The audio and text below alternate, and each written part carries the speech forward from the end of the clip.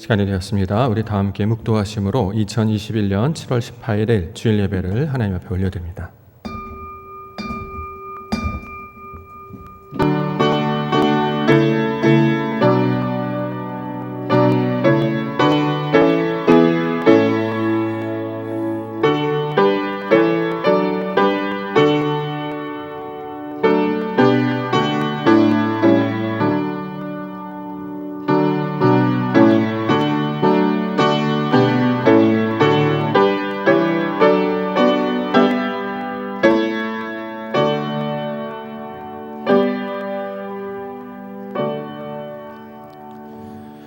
후람이 또 이르되 천지를 지으신 이스라엘의 하나님 여호와는 송축을 받으실지로다.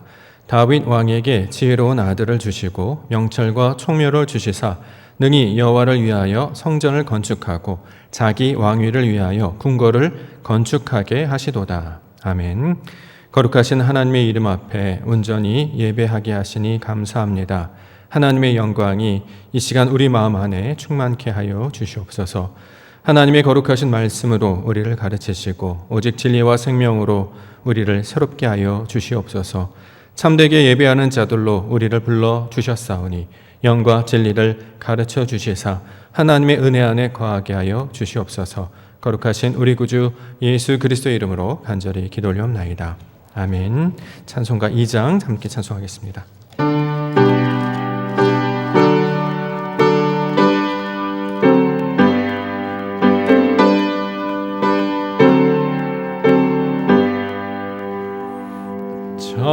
찬양 성부 성자 성령 성삼위일체계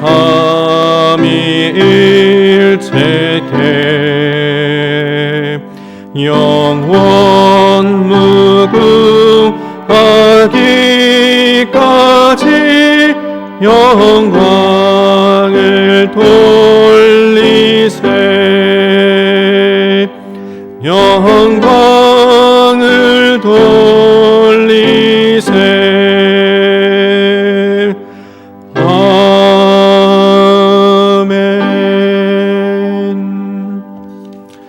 교동문 30번 시편 67편 말씀입니다. 교동문 30번 시편 67편 말씀 한 절씩 교독하겠습니다. 하나님은 우리에게 은혜를 베푸사 복을 주시고 그의 얼굴빛을 우리에게 비추사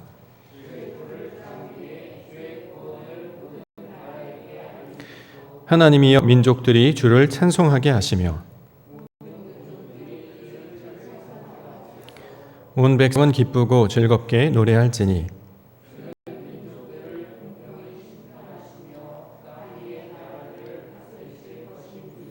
하나님이여 민족들이 주를 찬송하게 하시며 모든 민족으로 주를 찬송하게 하소서.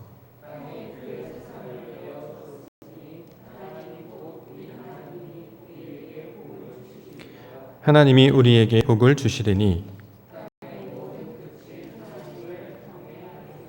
아멘. 사도신경으로 고백하겠습니다.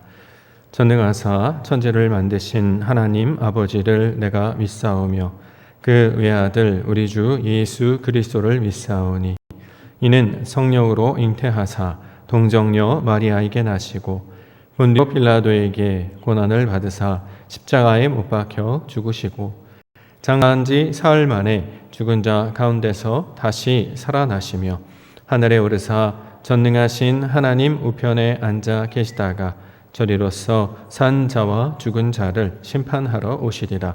성령을 믿사오며 거룩한 공회와 성도가 서로 교통하는 것과 죄를 사하여 주시는 것과 몸이 다시 사는 것과 영원히 사는 것을 믿사옵나이다. 아멘. 찬송가 338장 부르신 후에 최총 장로님께서 기도 한도하시겠습니다. 찬송가 338장입니다.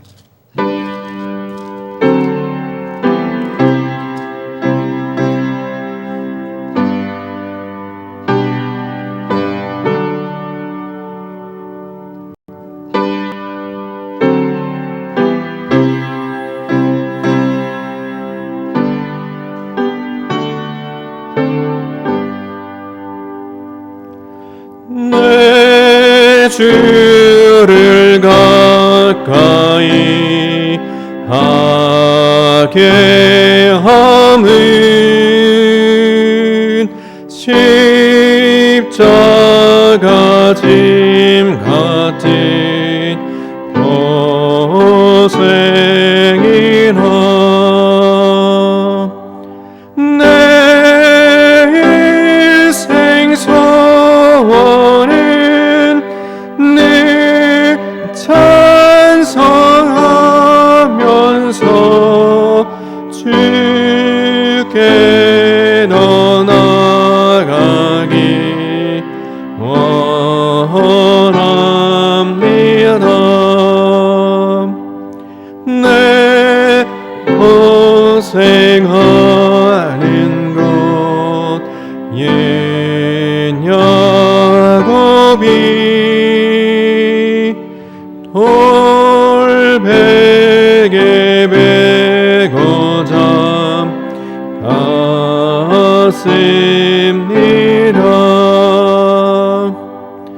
꿈에 노소원이 늘 찬송하면서 주께 떠나가기 원합니다.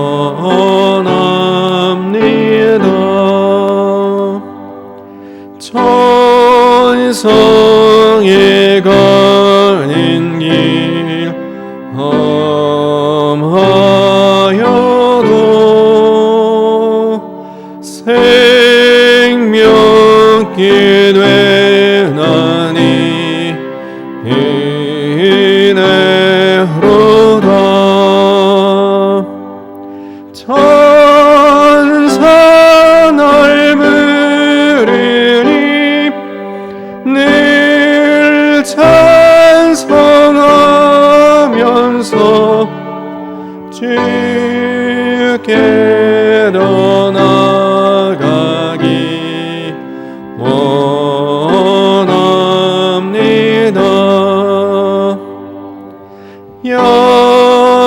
야곱이 잠깨어 일어난 후 돌단을 쌓인 것 본받아서 숨질 때 되도록 늘 찬송하면서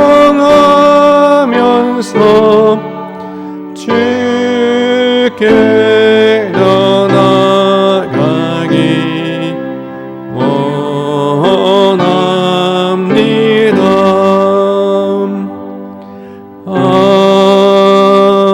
아멘.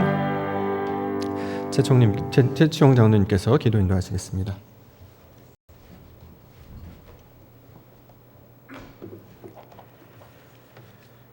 사랑이신 하나님, 능력이신 하나님, 은혜이신 하나님을 예배합니다.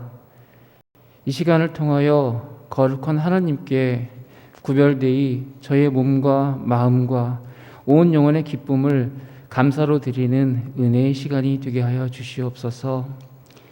하나님에 대한 생각이 오로지 저의 생각이 되게 하시고 창세전부터 계획하셨던 오늘이 예정대로 귀한 만남으로 진행되게 하시며 오로지 하나님의 말씀만이 저의 영적인 귀에 들려지게 하소서. 저희들보다 먼저 이 자리에 임재해 계셔서 저희 각자의 모양대로 각자의 필요에 따라 위로하시며 만남의 은혜를 베푸시기를 기대하시는 그 하나님을 감사히 누리는 귀한 시간이 되게 하여 주시옵소서. 마음속 깊이 숨기어 말하지 못하여 기도로 고백할 수 없었던 연약함과 그 상처까지 예수께서 아시나이다. 때로는 걱정으로 두 눈이 감기지 못하며 뜨고 있어도 캄캄하게 느껴지는 두려움, 그리고 그 두려움에 답답하며 눌려 반응하는 심장소리처럼 자꾸만 커져가는 불안과 힘듦이 있었음을 우리 안에 계시는 성령께서 하시나이다. 능력의 하나님, 사랑의 예수님, 위로 성령님, 저희의 연약함을 불쌍히 여기시고 강한 믿음을 주옵소서. 살 곳곳에 놓이게 되는 문제들을 해결할 능력이 없음에 불안해하는 것이 아니라 내게 아무 능력이 없기에 하나님만을 의지하게 되는 것이 축복인 것을 알게 하옵소서. 매일 매 순간마다 저희와 함께 하시는 하나님을 느끼게 하여 주시옵소서. 우리에게 다가오기를 소망하는 기적은 우리가 간절히 바람으로 일어나는 것이 아니라 이미 매일 일어나는 기적을 우리가 잊을까 가끔 큰 것을 보여주시는 것을 저희가 알게 하옵소서. 또한 하나님께 간절히 소원하오니 우리의 삶이 받은 소망하던 천국에서 하나님을 처음 만날 때에 처음 할 말을 준비하며 사는 구별된 삶이 되게 하시고 내 이웃 형제 지체들에게는 그들과 세상을 이별하는 마지막 순간에 할 말을 하듯 삶을 살게 하옵소서. 이 시간 목사님을 통하여 하나님의 귀한 말씀을 듣게 하신 것을 너무나도 감사드립니다. 목사님을 통하여 그 말씀이 전달될 때에 그 말씀 한마디 마디 구절마다 하나님의 능력이 함께하여 주시옵소서. 하나님께서 목사님에게 먼저 주셨던 감동과 은혜가 능력이 저희에게도 똑같이 전달될 수 있도록 도와주시옵소서. 하나님의 말씀은 능력이시나니 그 말씀으로 저희를 강하게 변화시켜 주옵소서. 끊이지 않는 질병의 소식 때문에 또한 예상되는 경제적 어려움으로 인한 생의 모든 염려가 저의 영혼을 마른 뼈와 같이 되게 하였지만 강하신 하나님 말씀으로 약해진 저희 심령이 변화를 받게 하시고 그 변화는 능력이 되게 하시고 저의 삶이 하나님의 성전에서 흘러나오는 은혜의 강물을 따라 함께 흐르는 삶이 되게 해 주시옵소서. 그 삶 가운데 함께 하시는 하나님을 보이게 하시고 예수의 사랑을 증명하게 하시고 성령의 충만한 능력이 모든 삶 가운데 배어나게 하여 주시옵소서.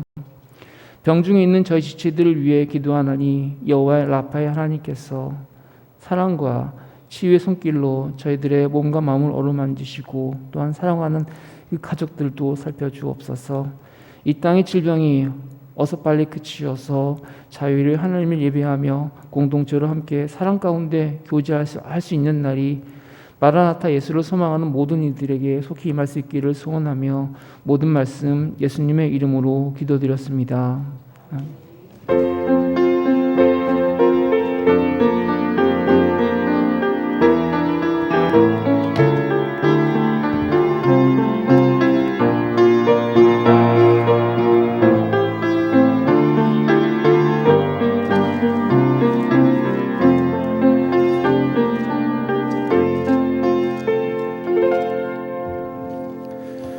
하나님 말씀 역대하 2장입니다.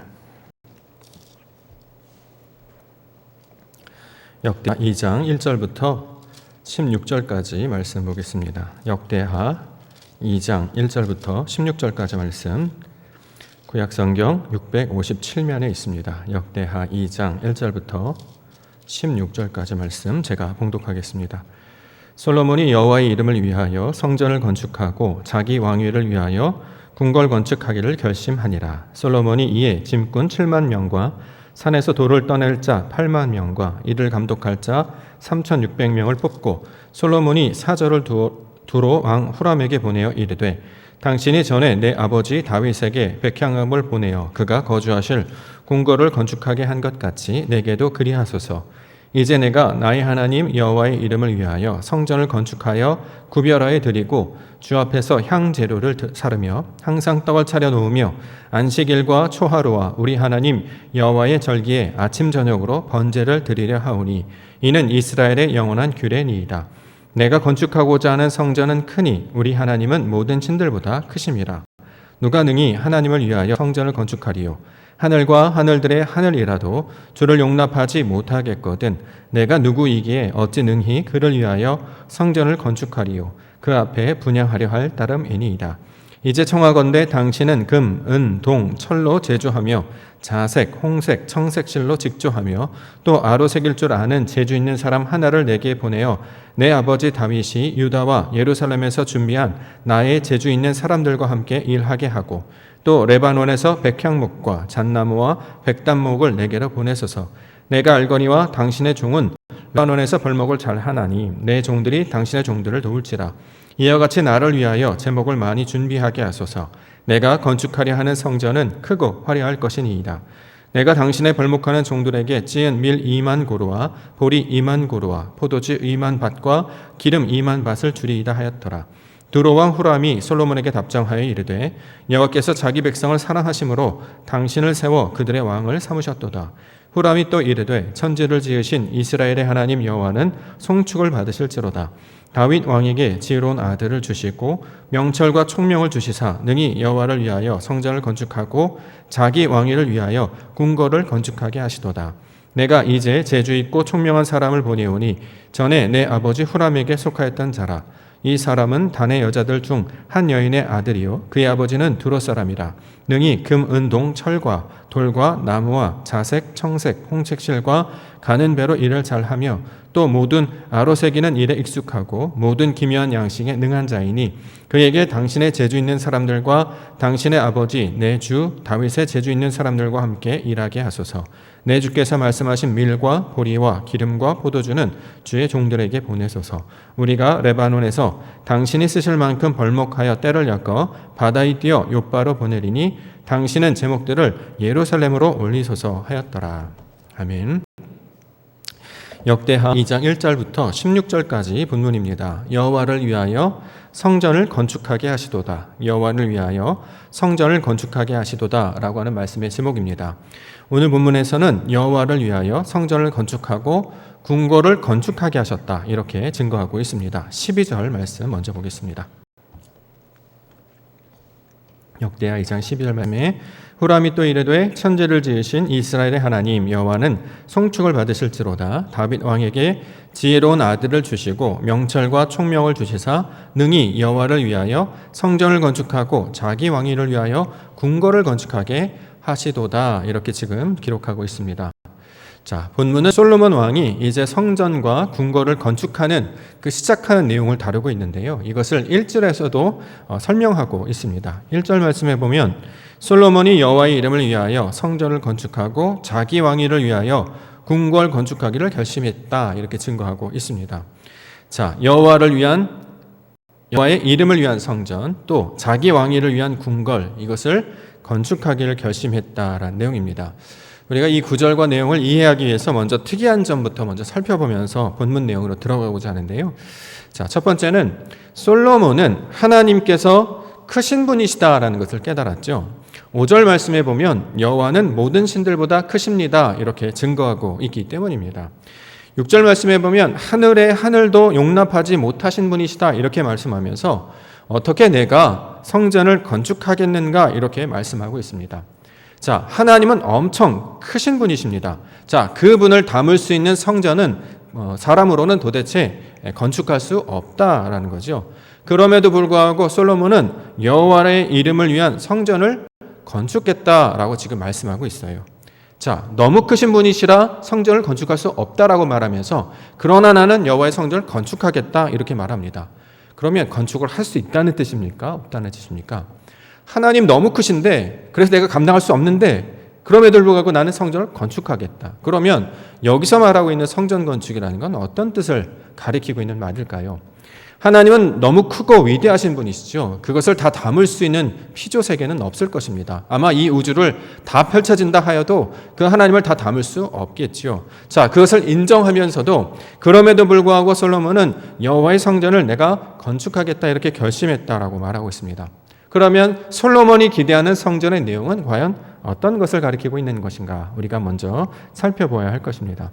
두 번째 나타나는 특징은 무엇이냐면 자기 왕위를 위한 궁궐을 건축하겠다 이렇게 얘기하는 것이죠.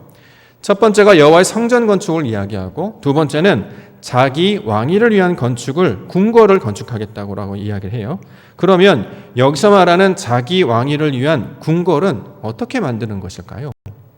왜냐하면 다윗이 솔로몬에게 부탁한 내용 중에는 솔로몬을 위한 궁궐을 만들라, 너를 위한 집을 만들어 라고 하는 내용은 없었기 때문입니다. 자, 여호와를 위한 성전도 만들고 네가 살 집도 만들어, 이렇게 두 가지를 부탁한 것이 아니었다라는 거죠. 그럼에도 불구하고 솔로몬은 자기를 위한, 자기 왕위를 위한 궁궐을 건축하겠다라고 말하고 있어요. 아버지 다윗이 이야기한 것도 아니고 하나님이 말씀하신 것도 아니었습니다. 그런데 자기를 위한 궁궐을 건축하겠다라고 하는 것은 어떤 것을 가리켜는 것인가? 우리가 그것을 특징적으로 살펴볼 수 있게 되는 것이죠.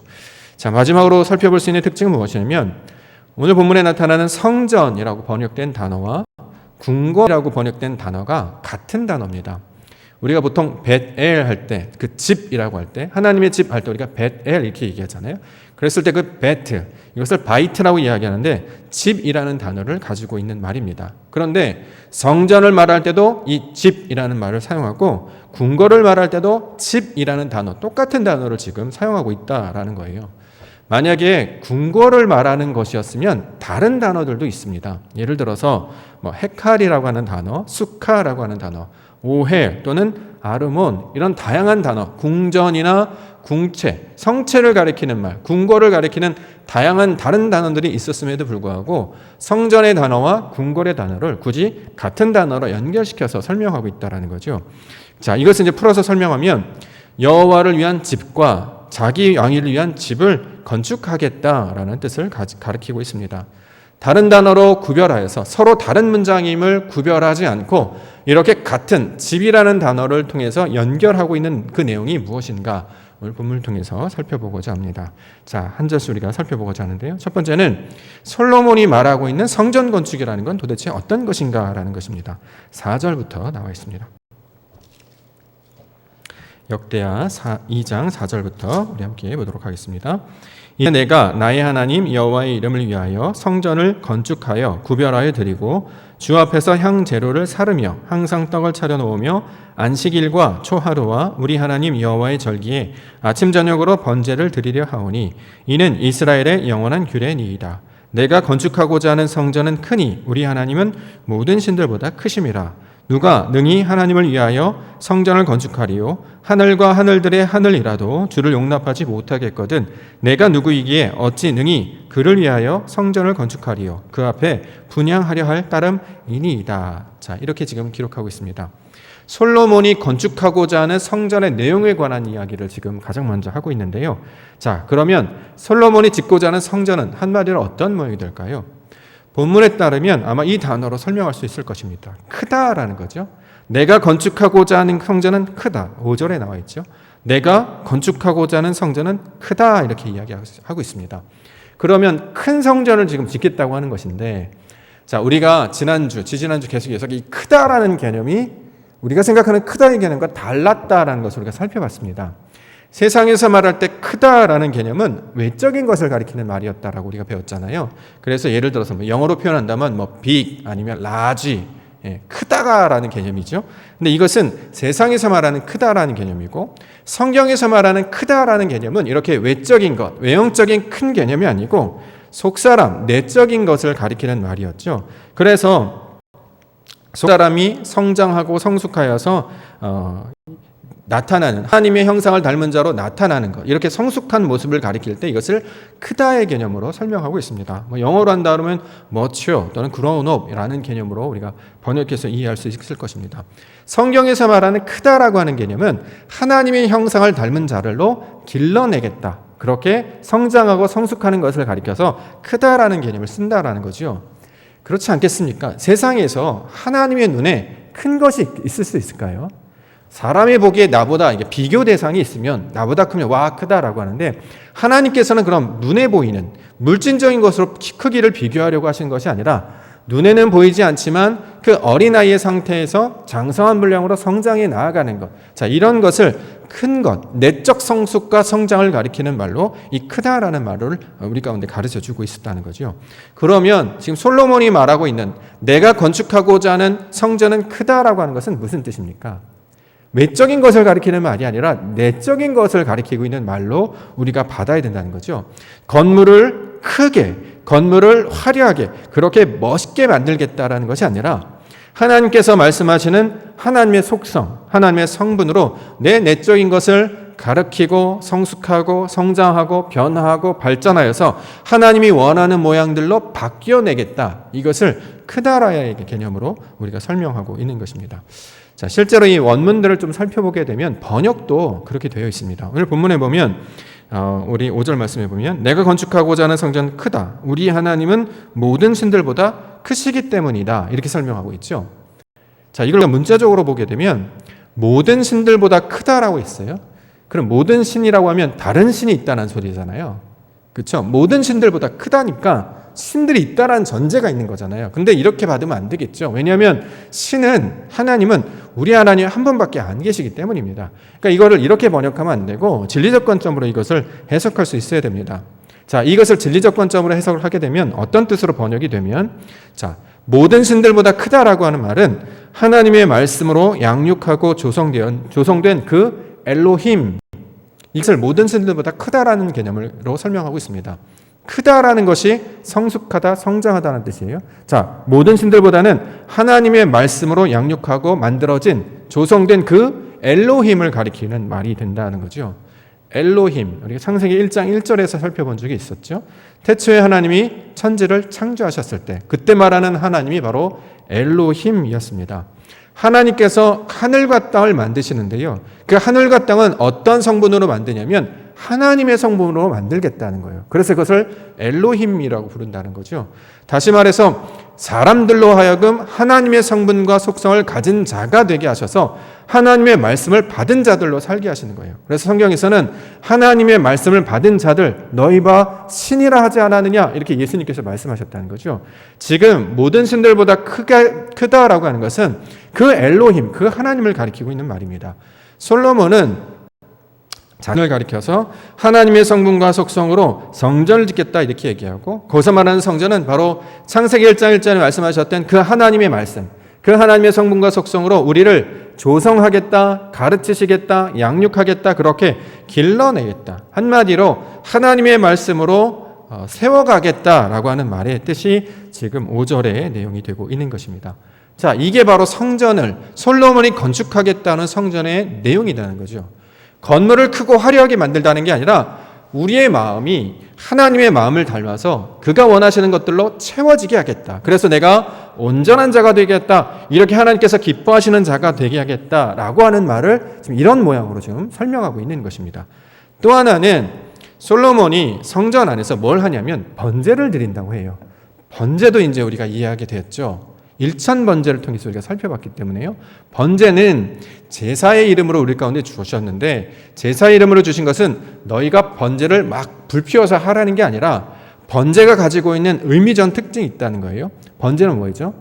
불로 지펴서 연기로 태우는 것을 번제라고 하잖아요. 자신의 육신의 모든 속성들, 나의 생각들, 나의 본성들, 내 사람의 생각들이 다 사라지고 불로 태워져서 완전히 사라지고 하나님의 것, 하나님의 진리의 말씀과 영만이 남아있는 것으로 드려지는 것을 번제라고 부른다는 거죠. 솔로몬은 지금 내가 그 앞에 하나님께서 말씀하시는 그 하나님께서 받으실 만한 자가 되겠다라고 하는 고백을 지금 하고 있는 것입니다. 내가 원래 가지고 있는 욕망이 있었습니다. 내 본성이 다 있었어요. 그러나 이것을 다 사라지게 하여 주셔서 마침내 하나님께서 원하시는 그 온전하고 완전한 모습으로 서겠다. 이것이 성전을 건축하겠다라는 말이 뜻이 된다라는 거죠. 그 안에 보면 안식일을 지키겠다 또는 초하루를 지키겠다라는 말들로 단순히 어떤 시간을 지키거나 절기를 지킨다의 의미가 아니라 안식일, 하나님께서 그 창세기 1장에서 말씀하셨던 그 모든 일이 내 안에 채워져서 완성되는 것을 가리키고 있는 말이거든요. 하나님이 말씀하신 그 뜻이 무엇인지를 내가 알게 됐습니다. 이걸 안식일이라고 부르고, 초하루라고 하는 것은 민수기를 통해서 살펴봤는데 새롭다라는 뜻을 가지고 있었죠. 새로운 자로 변화되겠다라고 하는 말씀으로 지금 설명하고 있는 것입니다. 그러므로 솔로몬이 말하고 있는 내가 건축하는 성전이라고 하는 것은 나의 새 모습을 그리고 있는 거예요. 내 옛 모습이 다 사라지고 하나님이 말씀하시는 새 사람은 이런 모양으로 만들어질 것이다 라고 지금 설명하고 있다는 거죠. 자, 이것을 성전을 건축하는 말로 설명하고 있습니다. 역대하 2장 9절 말씀 보면 이와 같이 나를 위하여 제목을 많이 준비하게 하소서. 내가 건축하려 하는 성전은 크고 화려할 것이니이다. 자, 크고 화려할 것이다. 우리가 외적으로 생각하면 모양이 크고 멋지다 이런 생각으로 이제 하게 되잖아요. 근데 원래 뜻은 진리적 뜻은 무엇입니까? 크다라는 말이 성숙하다라는 말이죠. 성장하다는 말이죠. 하나님의 모양과 형상을 닮은 것을 가리키는 말이죠. 또 화려하다라고 지금 번역되어 있는데 이 화려하다라고 번역된 말은 열매가 맺혀지는 것을 가리키고 있습니다. 내 안에 하나님의 성품이 열매가 맺는 거예요. 이걸 화려하다라고 번역을 했어요. 근데 원래 뜻은 무엇입니까? 내 안에 하나님께서 원하시는 그 기뻐하시는 것들이 하나씩 하나씩 차오르게 되는 것을 내가 건축하는 성전의 모양으로 설명하고 있다는 거죠. 왜 그것이 화려하게 되느냐? 그 안에 나무들이 쌓이기 때문입니다. 여기에 보면 제목들 말하고 있죠. 그래 보면 나를 위하여 제목을 많이 준비하게 하소서. 제목. 그럼 이제 우리가 생각할 때 나무. 그러니까 성전을 건축하려면 재료가 필요하니까 나무를 많이 주라고 하는 것이구나. 이제 우리는 이제 그렇게 문자적으로만 받아왔다는 거죠. 근데 그렇게만 풀면 이게 우리에 있어서 살아있는 말씀이 되지 않고 나와 관련이 없는 내 바깥의 이야기, 이스라엘 백성들이 나는 그냥 역사로 끝나버려요. 근데 이것을 진리적 관점으로 나에게 주시는 말씀으로 삼으려면 이걸 진리와 상징과 의미를 우리가 받아야 이것이 내 것이 된다는 거죠. 성경에서 말할 때 여기서 말하는 제목은 무엇을 가리키냐면 나무를 가리키는 말인데, 이 나무는 예수 그리스도께서 우리 가운데 펼쳐주시는 그 성품들, 그 결과들, 그 열매들을 가리키고 있는 말입니다. 이것을 나무, 제목 이렇게 지금 번역하여서 설명하고 있습니다. 그러면 하나님께서 우리에게 원하시는 것이 있잖아요. 자, 원래 있었던 육신을 가지고 태어났던 나의 성분에서 벗어나서 하나님의 말씀으로 다시 세워지는 거예요. 이걸 성전을 짓는다라고 이야기하죠. 그 안에 뭐가 채워집니까? 예수 그리스도라고 채워지는 거예요.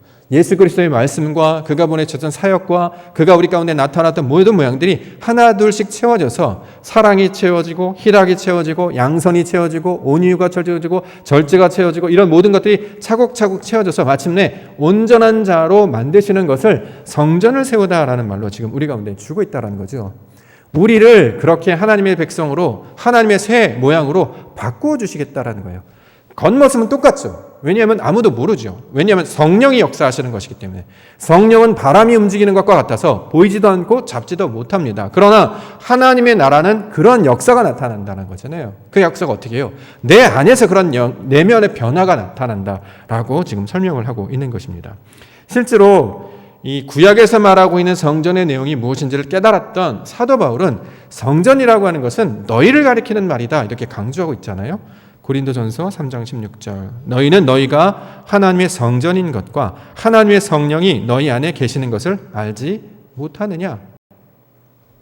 자, 역사적으로는 솔로몬 왕이 성전을 세운 게 맞겠죠. 그런데 그 성전이 무너졌잖아요. 지금 흔적도 남아있지 않습니다. 지금 예루살렘에 가보면 남아있던 건 성전이 아니에요. 성벽 조금만 남아있는 것이고 모양이 다 없어져 버렸습니다. 왜냐하면 그 모양으로 보여주신 게 아니라 의미로 깨달으라고 우리한테 보여주셨어요. 이제 예수 그리스도께 오신 이후에는 그걸 더 이상 필요가 없기 때문에 없애버리셨거든요. 예수님이 우리의 성전의 모양이죠. 하나님의 뜻과 하나님의 모양과 성분으로 완성된 분이 예수님이셨고 예수님께서 그것을 다 이루셨기 때문에 원래 계획대로 육신을 입고 오셨다가 다시는 사역을 다 마치시니까 어떻게 해요? 다시 하늘로 올라가시고 우리 가운데 뭘로 찾아오셨어요? 영으로 찾아오셨잖아요. 그래서 우리가 성전이 된다는 거죠. 하나님이 거하시는 처소, 이 안에 하나님의 말씀, 하나님의 성분, 하나님의 속성이 다 채워지는 것으로 우리가 바로 하나님의 처소요 하나님의 백성이고 이것을 가서 말씀을 받은 자들을 가리켜서 엘로힘이라고 부른다고요. 그렇게 우리를 하나님의 모양과 같은 모양으로 변화시키는 뜻이 바로 하나님의 계획이 되고 있습니다. 고린도후서 4장 16절에는 그러므로 우리가 낙심하지 아니하노니 우리의 겉사람은 낡아지나 우리의 속사람은 날로 새로워지도다. 우리의 속사람이 날로 새로워진대요. 왜 그렇죠? 하나님을 아는 것에 깨닫게 되기 때문이죠. 하나님을 닮아가는 것을 새 사람이 되다, 새 것이 되다라고 얘기했기 때문에 나의 육신적 본성에서 머물러 있는 것이 아니라 하나님을 알게 되었어요. 그래서 새 것이 됐다라고 얘기하죠. 자, 이것을 지금 우리 가운데 말씀하고 있는 것입니다. 그러면 이거 우리가 한번 적용을 해볼게요. 자꾸 우리에게 말씀을 주세요. 여호와여 성전을 건축해라.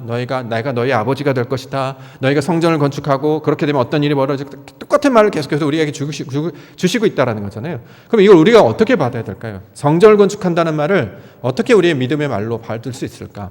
하나님이 원하시는 성전 건축은 우리의 마음이 바뀌는 것을 가리키고 있는 말이다라고 배웠습니다. 그러면 우리의 마음이 어떻게 바뀌어야 됩니까? 하나님께서 기뻐하시는 모양대로 바뀌는 것을 성전을 건축하다라는 말로 우리 가운데 설명하고 있다는 거죠. 사도 바울이 이렇게 얘기합니다. 로마서 12장 2절 너희는 이 세대를 본받지 말고 오직 마음을 새롭게 함으로 변화를 받아 하나님의 선하시고 기뻐하시고 온전한 뜻이 무엇인지 분별하도록 하라. 이게 바로 성전이 된 자의 고백이 되는 거예요. 우리가 성전, 하나님의 성전이 됐잖아요. 그럼 어떻게 살아가느냐? 하나님의 선하신 것이 무엇인지를 알게 됐고 하나님께서 기뻐하시는 것이 무엇인지를 알게 됐고 온전한 뜻이 무엇인지를 알아서 분별하는 자가 되는 것을 하나님의 백성, 하나님의 성전 이렇게 이야기한다는 거죠. 왜냐하면 세상은 어둠 가운데 있기 때문에 아무것도 분별하지 못해요.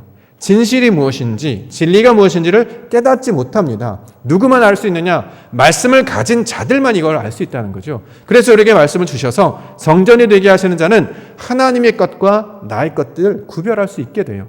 이전에는 뭐가 하나님의 것인지, 뭐가 내 뜻인지 몰랐습니다. 그냥 다 내가 결정하고 내가 스스로 집행했던 거죠. 그런데 살면서 말씀을 깨닫게 되면 하나님의 뜻이 무엇인지를 알게 된다는 거예요. 그래서 점점 어떻게 해요? 나의 뜻대로 하지 아니하고 아버지 뜻대로 하게 되는 것. 그래서 우리가 결국 예수 그리스도의 형품과 모양을 온전히 담게 되는 것을 가리켜서 구원이라고 말하고 이것을 성전된 우리다 지금 설명하고 있다라는 것입니다. 나의 마음 가운데서 벗어나 하나님의 마음으로 새롭게 변화되기를 원하시는 것. 이것이 솔로몬이 건축하겠다라고 하는 성전 건축의 내용이다라는 거죠. 그러므로 우리에게 날마다 주어지는 삶은 무슨 삶입니까?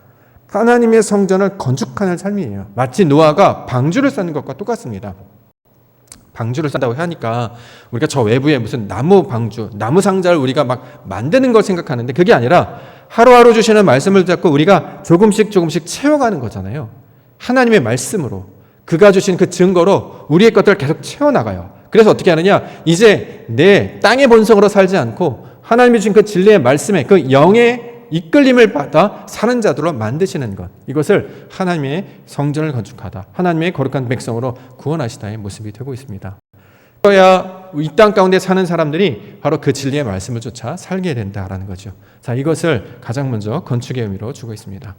자, 우리가 두 번째 살펴볼 내용은 자기 왕위를 위한 궁궐을 건축하겠다라고 그렇게 이야기했거든요. 자, 살펴보도록 하겠습니다. 11절과 12절.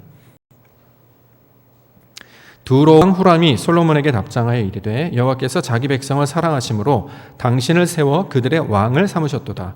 후람이 또 이르되 천지를 지으신 이스라엘의 하나님 여호와는 송축을 받으실지로다. 다윗 왕에게 지혜로운 아들을 주시고 명철과 총명을 주시사 능히 여호와를 위하여 성전을 건축하고 자기 왕위를 위하여 궁궐을 건축하게 하시도다. 자, 자기 왕위를 위하여 궁궐을 건축하게 하셨다 이렇게 지금 설명하고 있습니다. 그러면 여기서 말하는 자기 왕위, 궁궐 이건 어떤 뜻인가? 먼저 자기 왕이라는 말을 좀 살펴볼까요? 왕위라는 말 나왔잖아요. 자, 왕위라는 말이 나왔으니까 우리는 어근이 무엇인지를 알 수 있습니다. 왕위는 어근이 뭐죠? 왕이잖아요, 왕. 그렇죠? 왕에서 나온 말이 왕위가 되겠죠. 성경에서 왕은 무슨 뜻으로 설명하고 있습니까? 우리가 계속 반복해서 설명하고 있는데 우리가 성경에서 말하는 왕의 의미. 성경에서 왕은 무엇을 가리킵니까? 하나님의 말씀을 듣고 따름으로 말미암아 하나님과 교통하는 자를 가리켜서 왕 이렇게 얘기한다는 거죠. 세상의 왕은 자신이 가지고 있는 지식이나 경험으로 힘을 삼아서 통치하거나 다스리는 사람을 왕이라고 이야기하잖아요. 이게 바로 세상의 왕이라고 하면 성경에서 말하는 왕의 개념은 다르다라는 거죠. 자기가 가지고 있는 힘이나 자신이나 지식이나 경험을 가지고 통치하고 다스리는 것을 말하는 것이 아니고 하나님이 주신 말씀을 듣고 따름으로 하나님과 교통하는 자가 되는 것을 이 자를 가리켜서 왕 이렇게 부른다는 거죠. 자, 이 똑같이 했던 사람이 누굽니까? 다윗이었어요. 다비드였죠. 하나님이 주신 말씀과 자기 안에 나와 있는 그 모양이 똑같아졌어요. 그래서 하나님 마음에 합한 자라고 이야기하는 거죠. 그래서 그를 가리켜서 왕 이렇게 이야기하는 것입니다. 왕의 개념을 알면 왕위도 어떤 개념인지를 알게 돼요. 왕위는 어떤 왕이 어떤 위치, 어떤 신분, 지위를 가리키는 말이 아니겠죠. 솔로몬 왕위를 지키기 위해서 궁궐을 짓겠다 이런 말이 아니겠죠. 왜냐하면 왕을 하나님의 말씀을 듣고 깨달음으로 교통하는 자를 가리키고 있는 말이기 때문입니다. 그러면 왕이라는 말도 무슨 뜻입니까? 이걸 이제 풀어보면 어떤 뜻이냐면 자, 왕이 하나님의 말씀 듣고 교통하는 자가 되었어요. 그래서 마침내 뭐가 됩니까? 왕 목적이 있을 거잖아요. 자, 평강의 왕 그분을 닮아가는 거잖아요.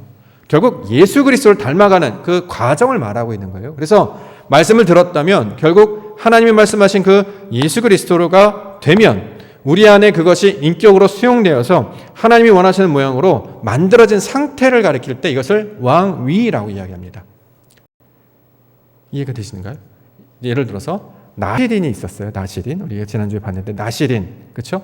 하나님의 백성으로 내가 살겠다고 결단하는 사람을 나시린 이렇게 얘기했잖아요. 근데 그 완성이 뭐죠? 완성의 내용이 나사렛이었잖아요. 그렇죠? 과정이 있고 목표가 있습니다. 하나님의 의도가 있고 완성이 있어요. 나시린이 나사렛이 됐어요. 아멘이 에메트 진리가 된 것처럼 왕위는 왕이 완성이 되면 왕위라고 부른다는 거죠. 자, 이것을 지금 솔로몬이 이야기하고 있는 것입니다. 그래서 하나님의 모양으로 그 말씀으로 완성된 상태가 되는 것, 내가 그러한 성전을 짓겠다라고 지금 이야기하고 있는 것입니다.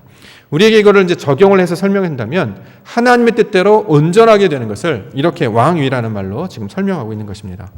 마태복음 5장 48절. 그러므로 하늘에 계신 너희 아버지의 온전하심과 같이 너희도 온전하라. 성경에서 말하고 있는 그 온전함이 하나님의 말씀을 깨달은 상태를 가리키는 말이에요. 이걸 온전하다라고 이야기한다는 거죠.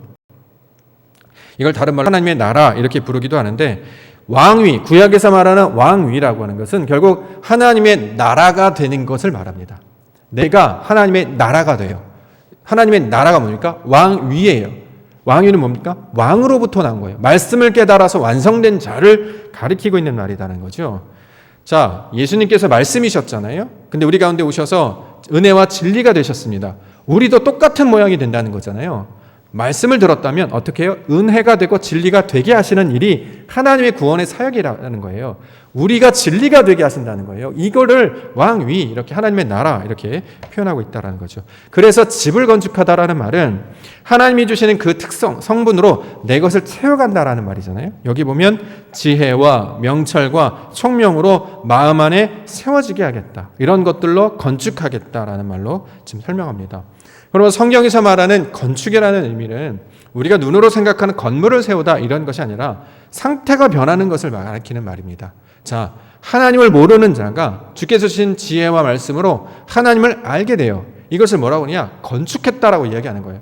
하나님의 집을 지었구나 이렇게 얘기한다는 거죠. 그래서 그것을 그 안에 들어간 속성들을 가리켜서 그걸 지혜, 명철, 총명 이 같은 말들로 설명하고 있습니다. 잠언 9장 10절 말씀에 보면 여호와를 경외하는 것이 지혜의 근본이요 거룩한 자를 아는 것이 명철이다 이렇게 얘기했어요. 그런 지혜, 명철, 총명은 다 하나님을 아는 것과 관련이 있다는 거예요. 자, 우리가 하나님께서 가르쳐 주신 말씀을 가지고 깨달았어요. 이걸 뭐라고 하느냐? 지혜 있다라고 얘기한다는 거죠. 우리가 지난주에 살펴봤습니다. 지식이 있는데 하나님의 뜻이 여기에 결합이 돼야 뭐야? 이게 바로 지혜가 된다고 얘기했잖아요.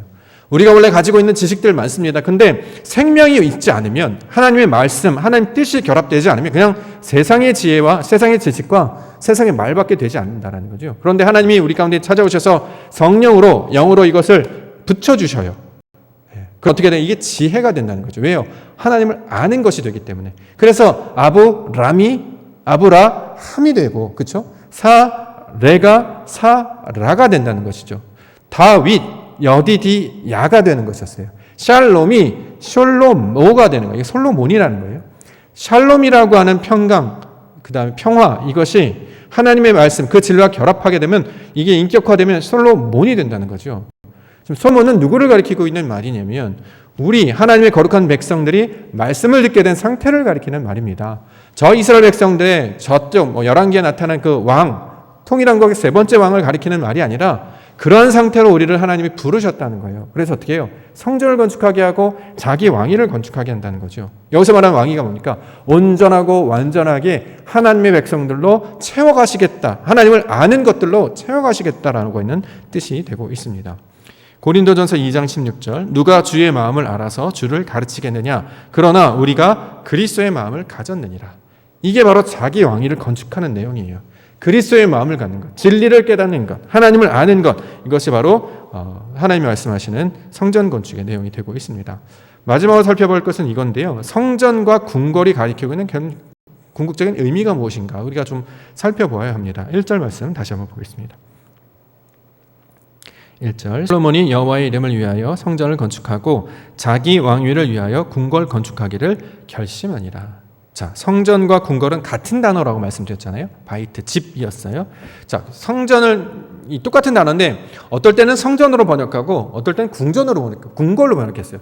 근데 우리가 가지고 있는 언어적 개념은 궁궐은 좀 느낌이 다르잖아요. 임금이 사는 큰 집이라는 개념을 갖고 있잖아요. 그렇기 때문에 오해의 소지가 있다는 거죠. 어떤 오해냐면 성전이 있고 궁궐이 따로 있는 것 같은 느낌을 받아요.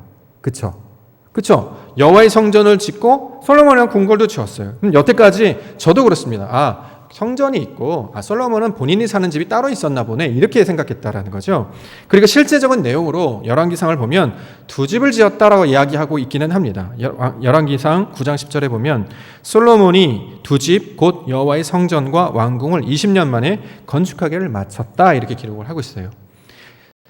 가만 보면 성전 건축하는 데는 7년, 솔로몬의 왕궁을 건축하는 데는 13년. 그래서 도합 20년이 걸렸다라는 말로 설명하고 있기는 합니다. 근데 여기서 이제 질문을 할 수 있다는 거예요. 솔로몬이 성전 건축한 목적을 우리가 예전에 한번 살펴봤는데 성전 건축한 목적이 무엇이죠? 저 멀리 있었을 때도 성전을 향하여서 기도하면 간구하면 하나님께서 그것을 들으시겠다. 그래서 성전을 건축한 거 아닙니까? 그렇죠? 멀리 있을 때 성전을 찾아오지 못하는 사람들이 있었을지라도 성전이 있는 그 방향을 향해서 가슴 깊이 간구하고 구하면 하나님께서 응답하여 주시옵소서라는 목적으로 성전을 건축했다는 거죠. 이거 성전 봉헌식의 내용으로 우리가 살펴본 적이 있습니다. 그러면 예루살렘이라고 하는 지역이 그 다른 지역보다 좀 더 높은 지역이 있고 바위로 얻은 그 도시 가운데 있기 때문에 멀리서 성전이 보여야 되잖아요. 그런데 솔로몬의 성전이 13년을 지었기 때문에 더 웅장하고 더 크다 그러면 성전이 보였을까요? 궁궐이 보였을까요? 그 생각을 못했어요. 여태까지는 따로 있다고 생각했는데 여기서는 따로 있는 개념이 아니고 성전을 가리키고 있는 말, 우리 하나님께서 말씀하신 그 내적의 의미로 그 내용을 가리키는 말이었다라는 걸 우리가 이해를 해야 된다는 것입니다. 무슨 뜻이냐면 여호와의 성전과 자기를 위한 궁궐이 다른 말이 아니 각각 두 개로 말한 게 아니라 하나였다라는 거예요. 성전은 곧 뭘 말하냐? 우리 마음을 가리키는 말이었다라고 우리가 배웠잖아요. 이거를 상징하는 말이었다고요.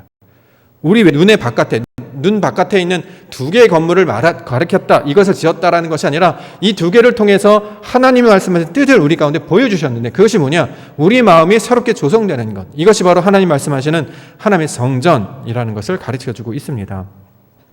자, 일단 가장 먼저 우리가 예를 들 때 만약에 예루살렘 성전 옆에 솔로몬 왕궁이 궁궐이 더 컸다면 그게 더 크게 보이겠죠. 성전이 보이는 것이 아니라 궁궐이 보이지 않겠습니까? 그러면 사람들이 성전을 보지 않고 왕이 사는 궁궐을 봤겠죠. 그러면 원래 뜻이 잘못되지 않습니까? 이게 이제 한마디 질문이고, 솔로몬이 만약에 궁궐을 완성했다면 후대에도 성경의 기록에도 솔로몬 궁궐이라는 용어가 나와야 되지 않을까요? 다윗은 다윗성이라는 말이 자주 나옵니다. 그런데 솔로몬은 왕궁이나 궁궐이라는 표현이 안 나오고 주로 행각이라는 말이 주로 나와요. 그래서 솔로몬 행각에 모여서 솔로몬 행각에 사람들이 있었는데 궁궐을 말하지 않고 행각을 말한다는 거죠. 그러니까 궁이 실제로 존재했다는 이야기가 그 뒷부분에 점점 없다라는 것입니다. 또는 포로기 이후에 백성들이 바벨론 포로에 끌려갔다 다시 돌아왔을 때 이것을 만약에 복원했었잖아요. 성전도 다시 건축했습니다. 그러면 솔로몬이 살았던 왕궁도 건축했다는 말이 있었을 거예요. 그런데 전혀 그런 말이 나오지 않고 있습니다. 그렇기 때문에 역대하에 나타나고 있는 성전이란 말과 궁궐이란 말이 두 개를 가리키는 말이 아니라 하나를 가리키는 말이었구나. 이걸 지금 우리 가운데 설명하고 있다는 거죠. 실제로 원어적으로 우리가 풀어보면 두 집이라고 번역된 단어 앞에 무슨 단어가 붙어 있냐면 하나님의 속성과 성분을 나타내는 단어 에트가 들어있습니다. 에트. 태초에 하나님이 천지를 창조하셨다라고 할 때 그 하늘 앞에 붙어있던 에트, 땅 앞에 붙어있던 에트가 여기에도 동일하게 붙어있어요. 그럼 어떻게 해석해야 되냐면 속성으로 우리가 해석해야 된다는 거죠. 눈에 보이는 그것을 가리키는 말이 아니라 하나님을 아는 그 속성으로 채워진 것을 말할 때 에트가 항상 붙거든요. 자, 하늘은 하늘인데 어떤 하늘이냐? 하나님의 형상과 모습을 닮은 그 하늘. 하나님의 형상과 뜻을 닮은 그 땅을 가리킬 때 에트 이렇게 얘기한다는 거죠. 근데 똑같은 말이 창세기 1장 16절로 나타나요. 하나님이 두 큰 광명체를 만드사 큰 광명체로 낮을 주관하게 하시고 작은 광명체로 밤을 주관하게 하시며 또 별들을 만드셨다. 자, 두 광명체를 만들었어요. 그래서 우리가 큰 광명체, 작은 광명체를 이렇게 얘기합니다. 자, 큰 광명체는 뭘 말하죠? 예수님을 말하는 것이었죠. 작은 광명체는 우리를 가리키는 말이었어요. 그렇죠? 빛을 내는 것과 빛을 받는 것. 그래서 하나님께서 진리의 말씀을 전파하시는 것과 그 진리의 말씀을 받아서 세상 가운데 전하는 것. 이것을 작은 광명체라고 이야기합니다. 하나님께서는 자신의 속성을 나타내기 위해서 무엇과 무엇으로? 하늘과 땅으로 보여주셨어요. 그렇죠? 주는 자와 받는 자로 나타내셨어요. 남자와 주는 자, 받는 자, 여자로 나타내셨죠. 그렇죠? 다윗과 솔로몬, 예수와 그리스도 이렇게 두 가지로 나타나신다요. 이게 다른 겁니까? 예수와 그리스도가 다른 겁니까? 아니죠. 같은 거잖아요. 마찬가지로 여기서도 여호와의 성전과 자기를 위한 궁궐이라는 내용이 같은 뜻이었다는 거예요. 여호와를 위한 성전이 뭡니까? 나의 마음, 하나님의 영으로 지어진 집을 여호와의 성전이라고 말하고, 자기를 위한 궁궐이라는 것은 말씀으로 말미암아, 왕이 말씀이라는 뜻이니까 말씀으로 말미암아 지어진 상태를 가리키는 말이었어요. 그러면 여호와의 성전과 자기 궁궐을 위한 집이라는 것은 결국 영과 진리로 만들어진 상태, 이게 뭡니까? 하나님 나라가 된다는 거죠. 이걸 가르쳐서 성전을 세우다, 이런 말로 지금 우리 가운데 말씀하고 있습니다. 자, 이게 바로 역대하에서 나오는 내용인데요. 이 묵상하면서 가장 놀라운 것은 뭐냐면 이 내용을 우리가 처음 보는 게 아니란 말이에요. 민수기를 볼 때도 이런 내용이 나왔고, 지금 살펴보고 있는 신명기에도 똑같은 말을 하고 있는데요. 이게 어디서부터 출발했냐면 창세기 1장 1절에서부터 계속 출발하고 있어요. 결론이 무엇입니까? 하나님을 아는 그 성분과 속성으로 우리를 만들어 가시겠다. 솔로몬에게도 똑같은 말씀을 주고 있다는 거죠. 너가 궁전을 건축하고 세상을 만드는 것 같은 이야기를 하고 있는 것 같은데, 실제로는 그 속성을 변화시켜서 하나님을 아는 자로 성장시켜내시고 성숙하게 하셔서 완전한 자로 만드시겠다는 이야기를 역대하에서도 똑같은 이야기를 하고 있다는 거죠. 창세기의 상황이나 신명기의 상황이나 출애굽기의 상황이나 민수기의 상황이나 그 배경이나 장소나 사람들은 다 달랐죠. 다윗과 솔로몬 배경이나 장소나 상황은 다 달랐어요. 그런데 하나님의 의도는 어떻게 해요? 똑같다라는 거예요. 그래서 뭐라고 얘기합니까? 이걸 진리라고 얘기하죠. 시간과 상황과 공간이 다 변해도 변하지 않는 뜻, 그것은 하나님의 뜻이라고 이야기하는데, 이것은 성경에서 진리라고 지금 소개하고 있고, 이 말씀의 진리가 저 요한계시록까지 6,000년, 4,000년, 6,000년 그 모든 것들을 아울러서 같은 이야기를 지금 갖고 계시는 거예요. 자, 그 이야기를 동일하게 지금도 우리 가운데 말씀하고 있는 줄 믿습니다. 우리가 살아가는 것은 세상 가운데 부귀영화를 누리려는 게 아니에요. 그렇죠? 건강하고 무언가 좀 더 기쁨을, 그게 아니었어요. 그러니까 한마디로 하나님과 똑같은 사람이 되는 것이 하나님께서 원하시는 거라는 거예요. 하나님처럼 큰 사람이 되는 것, 하나님처럼 크고 넓고 세상의 모든 것들을 통해서 펼쳐주신 그 하나님의 뜻을 온전히 깨닫는 자로 만드시는 것이 이 창조와 구원의 목적이었다는 거죠. 그러므로 우리가 신앙생활을 할 때 그것이 우리가 인격 가운데 조성이 되면 어떤 일이 벌어지면 하나님을 보는 것 같은 모양으로 우리가 세워진다는 것입니다. 그래서 하나님의 모습을 보는 것 같다라고 분이엘 이야기도 하고, 사람들이 우리 변화된 사람들을 보면서 빛을 보는 것 같이 느끼기도 하고, 이것을 향기로 보기도 하고, 그리스도의 편지로 보기도 하고, 다양한 방식들로 세상 가운데 하나님의 영광을 나타내는 자들로 우리를 부르셨다는 거죠. 그래서 그들을 별, 빛, 하나님의 백성 이렇게 말씀하고 있다는 것입니다. 그러니까 우리의 목적과 뜻이 무엇이 되느냐? 땅에서 어떤 일이 벌어지는가가 목적이 아니라 하늘의 뜻이 내 안에 깨달아지고 이것이 알아져서 하나님이 원하는 모양으로 살도록 만드시는 것, 그것을 위해 살아갈 것을 우리 가운데 말씀하고 있습니다. 하나님을 어떻게 증명하느냐? 세상에 나타나는 기적이 아니라요, 저와 여러분들을 통해서 영광을 나타내시겠다는 거예요. 우리가 진리를 붙들고 사느냐, 우리가 말씀을 붙들고 사느냐, 우리가 믿음을 붙들고 사느냐, 그를 통해서 하나님 계시네, 이걸 보게 하셨다는 거예요. 2000년 전에 예수님께서 죽으셨잖아요. 지금 눈으로 보이지 않습니다. 그런데 어떻게 예수 그리스도를 말할 수 있느냐? 너희가 예수가 돼야 돼, 이렇게 이야기하는 거잖아요. 하나님의 말씀, 그리스도의 성분으로 우리가 채워져서 우리가 예수의 모습이 되어야 때 이것이 하나님의 영광이 나타나는 것이다. 이것을 지금 우리 가운데 설명을 하고 있는 것입니다. 그러므로 이 말씀을 듣는 자들은 삶의 목적이 무엇이 될까요? 땅이 아니라요, 하늘을 바라보면서 살게 됩니다. 산을 보면서 살게 돼요. 우리가 산을 보면서 나의 도움이 어디서 올까 이렇게 하죠. 왜 산을 보겠습니까? 거기서 말하는 산이 어디입니까? 시온산이잖아요. 다른 산이 아니에요. 하나님께서 임하신 그 산, 하나님께서 임재하신다는 그 산, 그 말씀과 그 역사하심과 그 진리와 그 은혜를 바라보면서 사는 자들이 되는 것을 하나님의 백성 부르셨기 때문에 저와 여러분들이 바로 그 일들을 감당하게 하셨다라는 것입니다.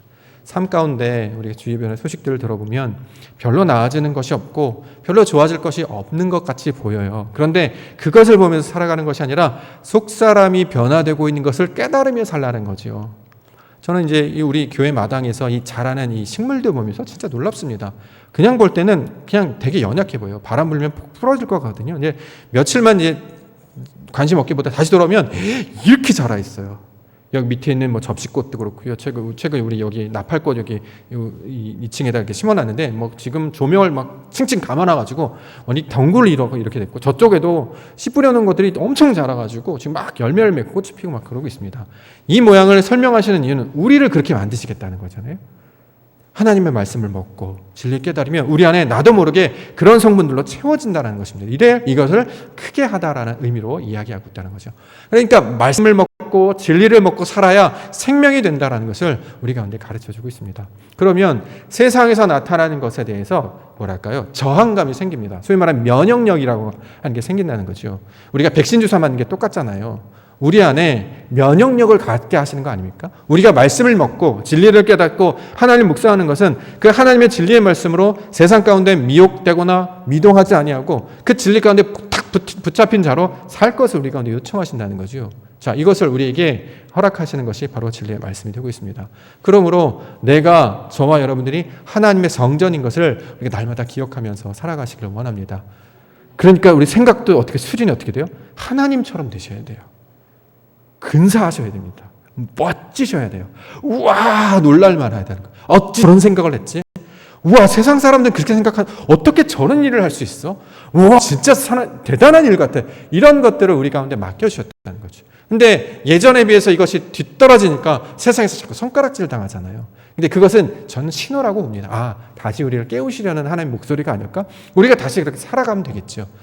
그렇죠? 세상 사람들은 생각할 수도 없는 그런 일들, 아버지께서 원하시는 일들, 내가 그렇게 사람으로 변화되어서 나와 우리 주변과 우리의 모든 것들을 그렇게 영광을 나타내는 걸로 살아가는 것. 자, 이것들을 우리 가운데 보여주시고 가르쳐 주셨습니다. 날마다 듣게 하신 것은 마침내 언젠가 그 들음이 내 안에 열매가 맺어서 소망으로 바뀌게 하시려고. 축구하는 과정에서 태어나면 축구를 하고 싶잖아요. 노래하는 과정에서 태어나면 나도 모르게 노래를 부르게 됩니다. 기도하는 과정에서 자란 자들은 나도 모르게 기도가 되고요.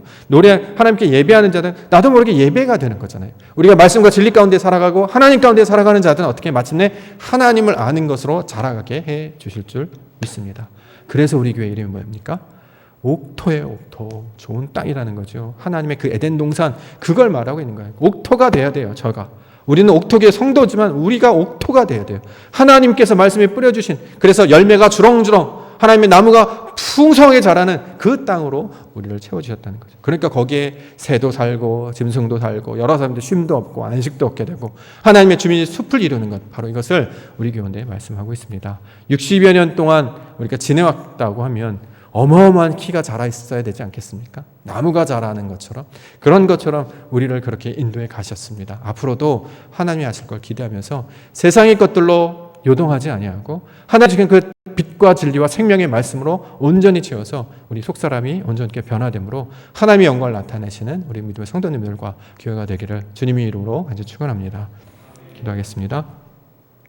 아버지, 오늘도 주의 말씀을 들었습니다. 하나님의 백성들로 살아가게 하여 주시옵소서. 오늘도 성전을 건축하는 이야기 하셨습니다. 내 마음에 하나님의 집을 짓게 하시고 내가 하나님의 말씀이 되게 하시고 저와 우리가 아버지께서 원하시는 그 에덴이 되게 하여 주시옵소서.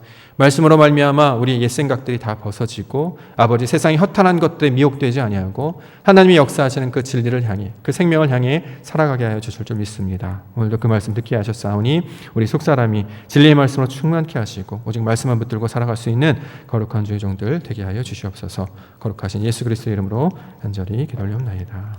아멘. 광고 말씀 드리겠습니다. 코로나 지금 4단계 중인데요. 다음 주 7월 25일까지 원래 계획은 2주간인데 추이를 좀 더 살펴봐야 되겠습니다. 우리의 바람은 2주일에 끝났으면 하는 바람인데 정부에서는 조금 더 연장될 것 같다라는 예측들이 나오고 있어서 우리가 그때그때마다 대응하도록 하겠습니다. 따라서 모든 예배가 지금 온라인으로 전환되어서 진행이 되고 있습니다. 주일 예배 영상은 토요일 날 사전 녹화로 진행이 되고 있고요. 새벽 설교는 새벽에 설교를 모여서 예배하고 있는데 그 설교를 녹음하여서 새벽 한 6시 반쯤 이제 올려보니까 그 정도에 올라가는 것 같습니다. 참고하셔서 들으시면 되겠습니다. 유튜브에서 옥토교회 찾으시면 검색하시면 찾으실 수 있습니다. 헌금하실 분들은 농협계좌 있습니다. 우리 교회 계좌로 자신의 이름, 목적 기입하셔서 헌금하시면 되겠습니다. 옥토교회 설립 60주년 행사를 위하여 교회 자료 모집하고 있습니다. 가지고 계신 교회 자료 행사를 위해서 제출해 주시면 좋겠고, 이 행사 이후에는 다시 돌려드리도록 하겠습니다. 관심을 가지고 계신 분들은 제출해 주시면 감사하겠습니다. 60주년 기념 행사 준비위원회 지금 4차죠. 20일 날 화요일 날 10시 30분에 온라인으로 다시 회의를 갖도록 하겠습니다. 다음 주일 온라인 예배 사전 녹화는 토요일 날 역시 오후 3시 본당에서 진행하도록 하겠습니다. 기도하겠습니다. 아버지 하나님, 다시 온라인으로 예배합니다. 아버지께서 말씀하시는 그 땅 밟지 아니하고 주님께서 말씀하신 그 성전 나아가지 아니하고 우리 각자가 성전이 되어서 각 처소에서 하나님의 말씀을 붙잡는 자로, 그 말씀이 뿌려진 자로 살아갑니다. 이것을 하나님의 뜻으로 우리가 받아 아버지께서 원하시는 그 뜻이 무엇인지 분별하는 기회로 삼게 하여 주시옵소서. 하나님께서 원하시고 기뻐하시고 온전하신 뜻이 무엇인지 분별하게 하시고 언제 어디서나 주의 말씀과 동행하는 자들 되게 하심으로 우리 한 사람 한 사람이 아버지 하나님 기뻐하시는 성전들 되게 하여 주시옵소서. 그들이 함께 모여서 이룬 것을 교회라 말씀해 주셨사오니 우리가 다시 모여서 하나님의 이름을 높여 부르며 예배할 때에 그 가운데 하나님의 영광 나타나게 하시고 마침내 이루실 하나님의 주님의 숲이 이 땅 가운데 풍성히 맺어지며 펼쳐질 수 있도록 인도하여 주시옵소서. 지금은 우리 구주 예수 그리스도의 은혜와 하나님 아버지의 무한하신 사랑하심과 성령 하나님의 감화감동 교통 충만하신 역사가 주께서 허락하신 말씀을 붙잡고 믿음으로 살기를 다짐하는 모든 믿음의 백성들 머리 위에, 이 교회 위에 지금으로부터 영원토록 함께 있을지어다. 아멘.